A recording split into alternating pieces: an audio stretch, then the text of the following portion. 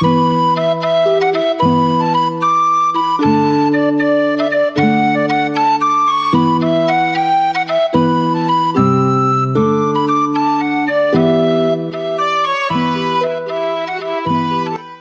afternoon. Welcome to Highland Waves, a podcast originating from Marshbrook Studios, located beside the world-renowned Margaree River in Cape Breton, Nova Scotia, Canada.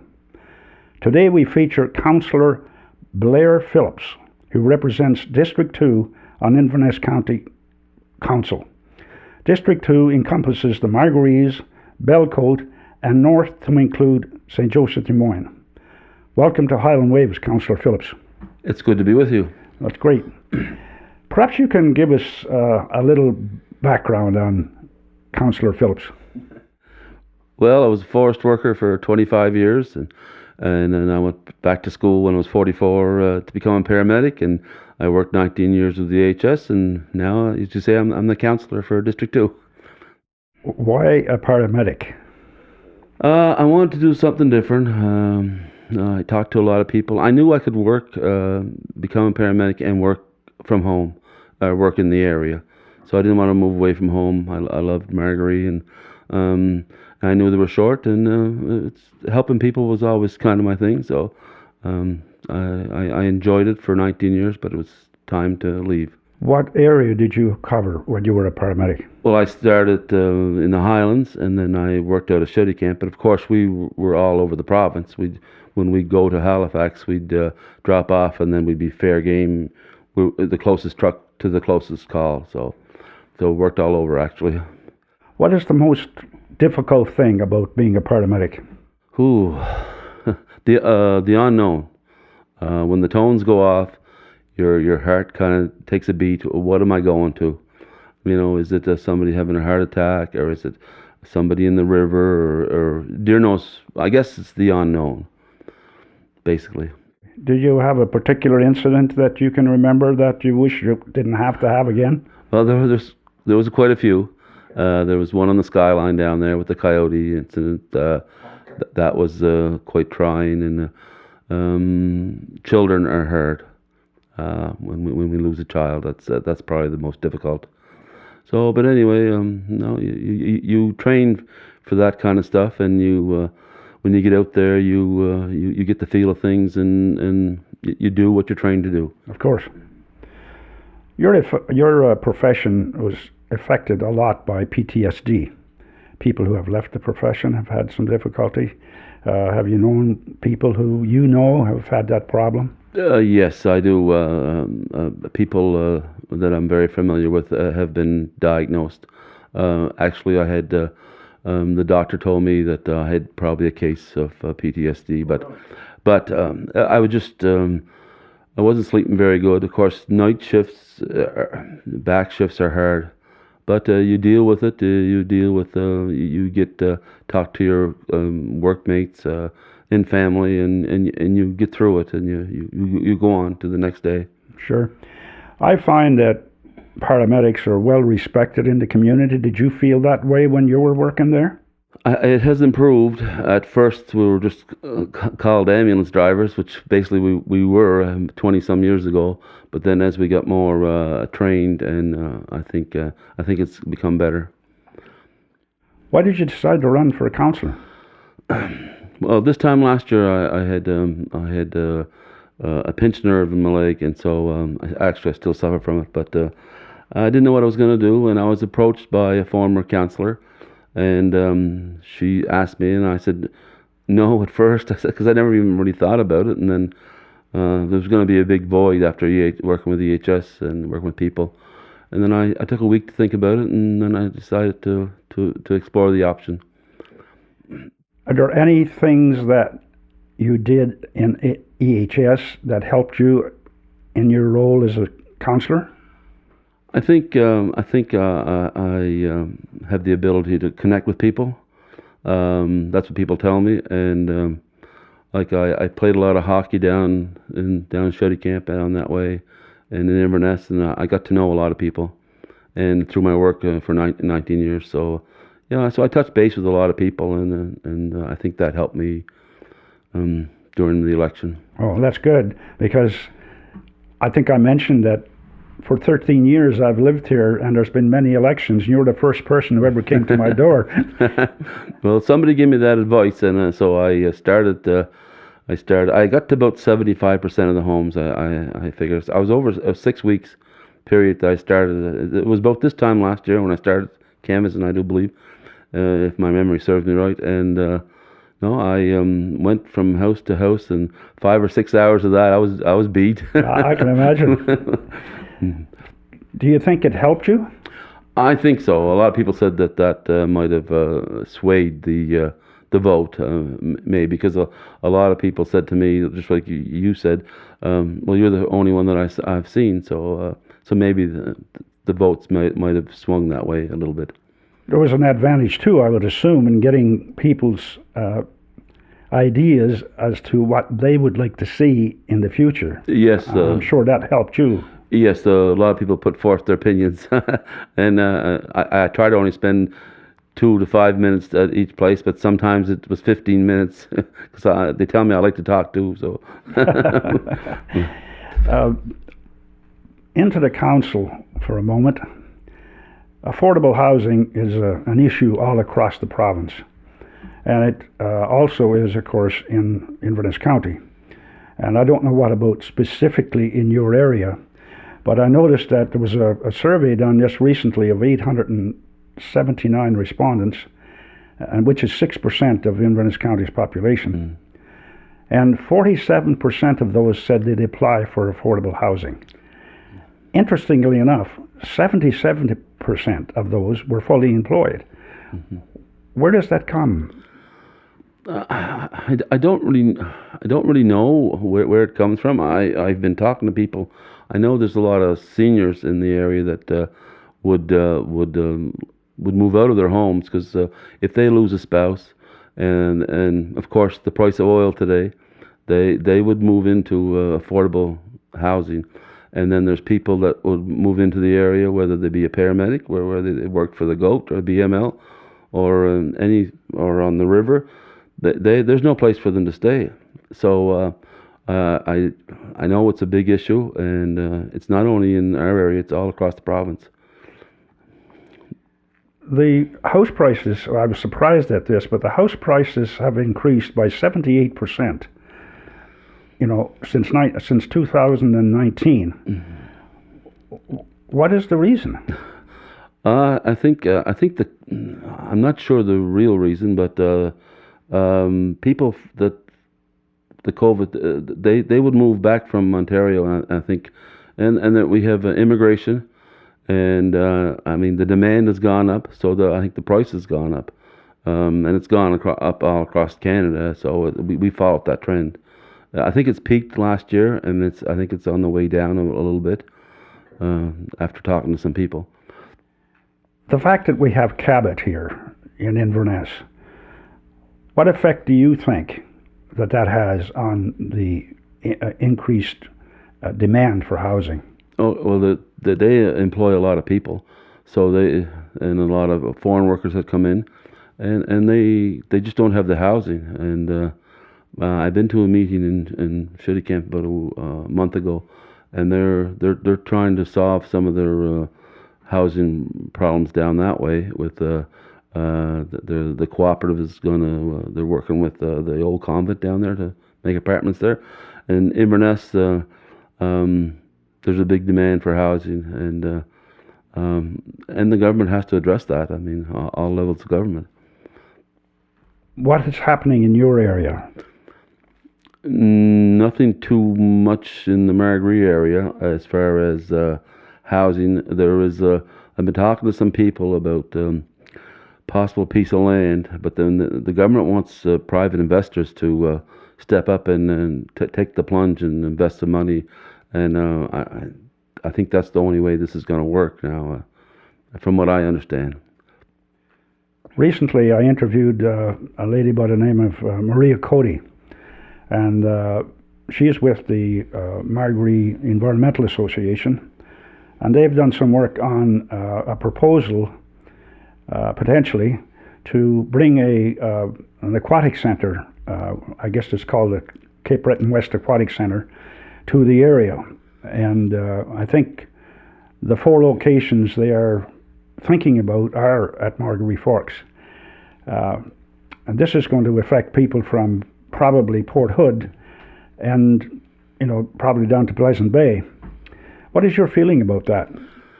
As councillor of the area, I have to look at both sides of the equation. To have a pool would be fantastic for the area, but it has to be affordable.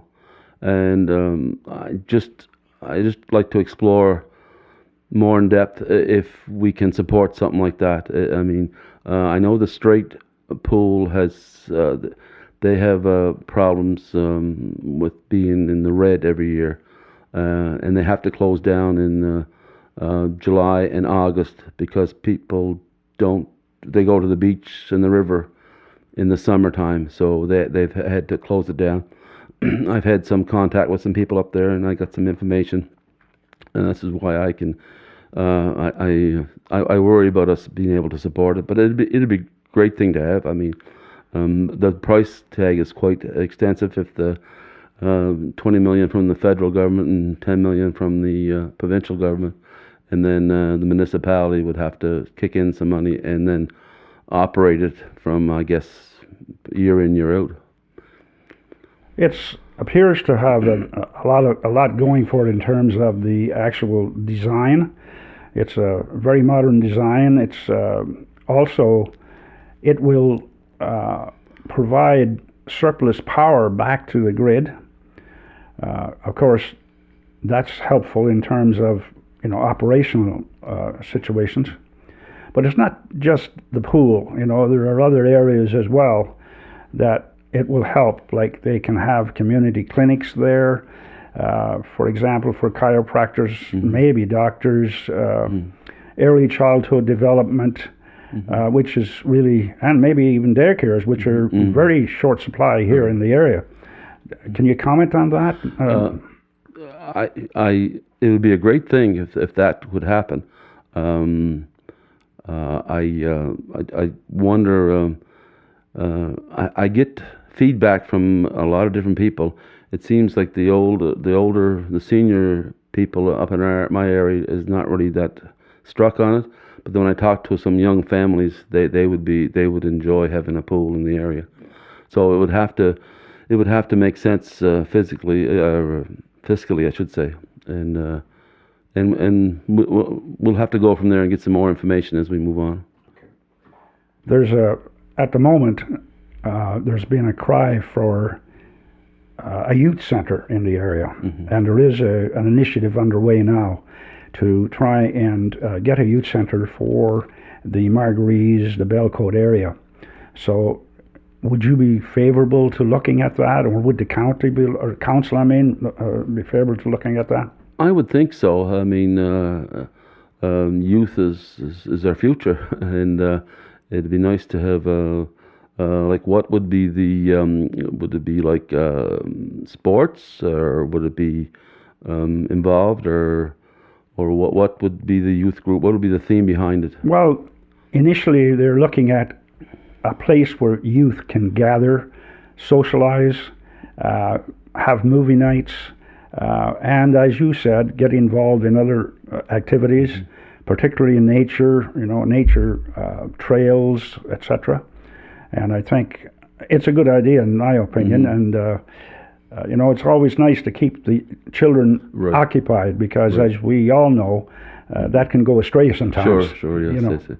So I was part of the Scouts program back in the day when my kids were involved. I guess we were calling Beavers and Cubs. I guess we were Cubs, and that gave the kids something. And that's basically what we did back then. We had nature hikes. We had Cub car rallies. That was a big thing for the kids. No, it'd be good to get them away from the screen. Yeah, for a while. And get them outside. It'd be very important. I'm sure the council would support something like that, because they're into recreation heavily. No, I don't see a problem with that. A little while ago, there was a meeting, or in fact, there's been 2 meetings now in Margaree with respect to concerns over river erosion. Yes. I think you attended those meetings. Yes, yes. Perhaps you can elaborate a little bit on that. We had a meeting in February just to feel the pulse of the people, to see what the people were thinking, and then we had another one in March, and so we are starting a river association to work with the Salmon Association. Paul McNeil, the president, attended the meeting, and so we're going to move from there. And we've had contact with people in Middle River and the Bedeck River and the Highland River.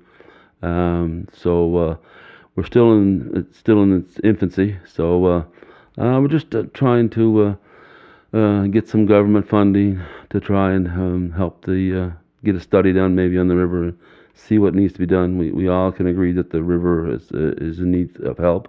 Salmon Association has done a lot of good work over the past little while, but their mandate was more or less the salmon, and this association will be more or less for the owners. And if we can work together to make a positive improvement on the river, it'd be a win-win situation. We have many businesses that are on the Margaret River. Like we have restaurants, we have how many rooms that are rented. I don't know. We'd have to have maybe the tourism people to tell us that, but it's a lot. I counted like 20 businesses that are on the river, and I'm sure I missed a bunch. So it's important to keep our salmon stocks up, and people want to come to the Margaree because it's a world famous Margaree River. I think it should be protected. But so yeah. Well, there's the salmon, of course, but there's also people losing their land. I guess that's a real concern as well. And while we're on that subject, in terms of zoning bylaws, with climate change, things are rapidly changing, as you know, as you can see it from year to year. Has the county considered maybe introducing bylaws to protect the watersheds from people encroaching on them with buildings, and not only the watersheds but also the coast? Yes, there's the new zoning laws coming into effect coming this year. It was supposed to be at the end of the year, but they extended it. There's 121 pages of zoning laws, so you need to be a Philadelphia lawyer to kind of understand them. But they're kind of in flux, so they're kind of seeing how things go, and they're so hopefully in the new year that will be come into effect, and then every case will be on an individual basis. So there's a lot to this. I mean, I could study it for the next 10 years and still not catch up with it. Catch up on it, yeah. Lots of stuff going on in Inverness County, and one of the other things that's going on is this issue over the West Mabou Provincial Park. There seems to be a lot of news on it. To me, from what I can read, there seems to be a division, particularly in the Mabou community, and I don't know where the county stands on that. Have they taken a stand or not? Some councillors have. I haven't really paid as much attention to it as I probably should have, because it's not in my district. One day I'm going to drive out there and actually have a look at it. I've never been out that area. It's beautiful. I know it's like the pool issue. There's two sides to the equation. Another golf course would bring in more jobs, but we don't want to lose our parks either. So I'd have to go look at it and see where I actually take a stand on it. I know I interviewed Nadine Hunt. Oh yes. Who is basically the leader of the opposition against the park, right. And I've followed the newspaper in terms of the letters to the editor, and it is quite divided and right, yes. Fiercely divided, in fact. So it remains to be seen, whether the politicians will get involved. I noticed that it's been very quiet from the MLA's point of view. I haven't heard any comment from his side at all. Well, I think the Premier promised to protect certain areas. Whether they still stand by that or not, I don't know. I haven't been following, like you say. I haven't heard a lot about it lately. So it'll come down to whether the province protects the land or gives. Is it Cabot that is looking to? Cabot is going to put the proposal in. Right. And the provincial government, of course, has had the history of Owl's Head, which just recently was brought back to stop a golf course from going there. Right. So it'll be interesting to see what happens here, but I think we're still got some time to go on that. Right. And I think, I'm sure there'll be more discussion about it the coming months. According to the Department of Municipal Affairs and Housing, Inverness looks pretty good from the point of view of finances. Perhaps you could comment on that? Yes, I'm on the audit committee, but I got like 1,000 papers of. I give kudos to our chief financial officer. Has just she's left, and we got a new one coming in. I don't think they filled the position yet, but I was just amazed at the numbers. I'm not a numbers person, so.